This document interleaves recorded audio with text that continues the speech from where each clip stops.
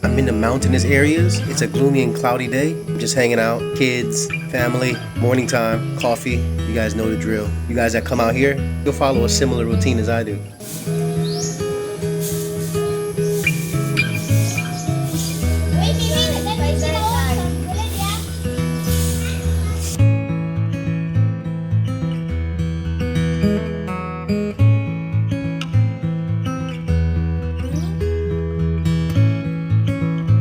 What's up everybody, welcome back to the channel. If you're returning for another watch, appreciate the support. If you're new here, hit the subscribe button and tap the notification bell so you don't miss a thing on this channel. Today we're going to dive into a juicy but very real topic. Why it can be toxic to associate too closely with other expats while living in the Philippines. Now I'm not saying all expats are bad, but there's a pattern I've seen time and time again. I like to call such phenomenon the expat echo chamber. And this is when expats hang out only with other expats. What really happens? What's my point exactly? Well, they can easily create a bubble, a comfort zone. And in that bubble, people often repeat the same ideas, same complaints, same negative attitudes. Let's say you just moved to Cebu, full of excitement. You meet a group of older expats at a bar. They've been in the country for years, but instead of giving you helpful advice, all they do is complain.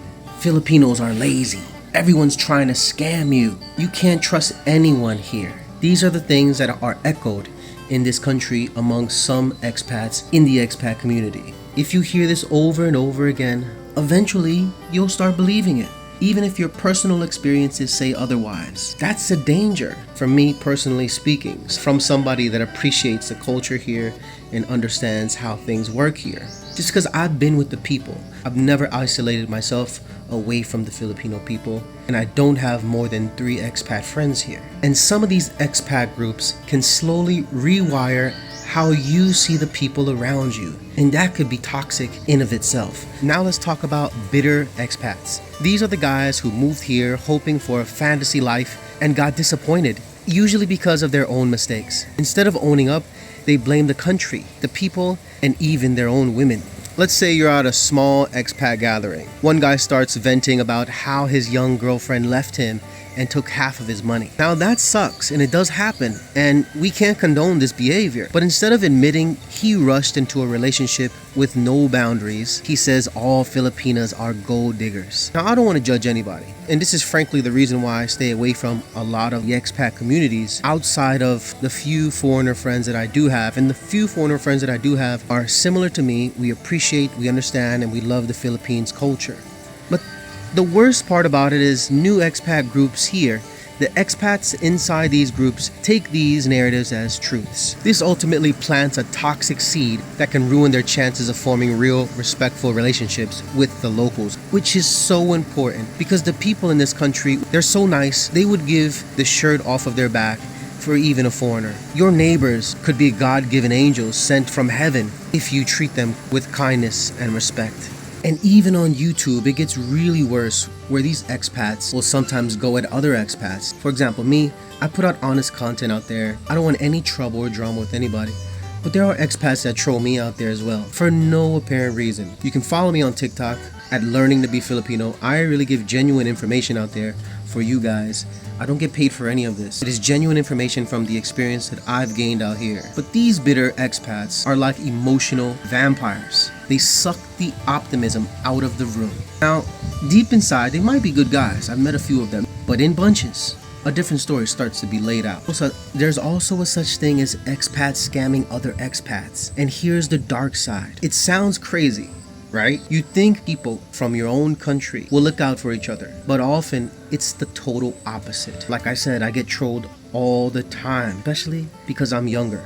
I'm 35. I might look younger than my age, but experience doesn't lie. I'll give you a reflection of a real story that happened. You meet a friendly guy in Angeles City. He's been here for 10 years and offers to help you invest in a beachfront lot in Palawan. You trust him. You guys are even from the same state. But what you don't know is the land's not properly titled. He's charging you double the price and then he disappears once the money clears. It happens more often than you think. Some of the biggest scams expats fall into: real estate shady business partnerships, fixer deals that are set up by other foreigners. There was 2 instances in my area alone and more than 5 that I've heard about within the expat community. So guys, be safe out there. And because we assume we can trust someone just because they are from our own country, we let our guard down.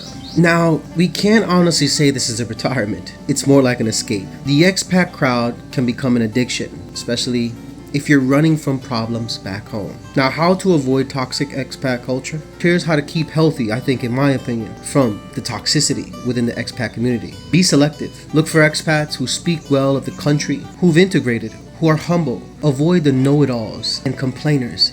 You could see on my comments, sometimes they're know-it-alls. There's nothing that I would lie about, and all the information that I give you guys is through experience. Spend more time with the locals. You'll understand the culture better. You'll see this country from a different lens. It's hard at first, I know, it's hard to adapt, but the reward is massive, and the people here will gracefully accept you. You'll meet a lot of awesome people. Keep your independence. You don't have to join every expat group or go to every hangout. It's okay to do your own thing every now and then. Learn the local language, even just the basics. I learned the basics of Bisaya, which is the local language in the southern part of the Philippines, which is Mindanao. And honestly, people get a kick out of hearing a foreigner speak their local language. Locals will treat you differently when they see you're making that effort. Just ask yourself this: am I becoming more open, more curious, more respectful since moving here? Or just more bitter and negative? That's the compass. So with that being said, to wrap this up, short video, being an expat in the Philippines can be one of the most amazing experiences of your life. But it's easy to fall into traps, and unfortunately,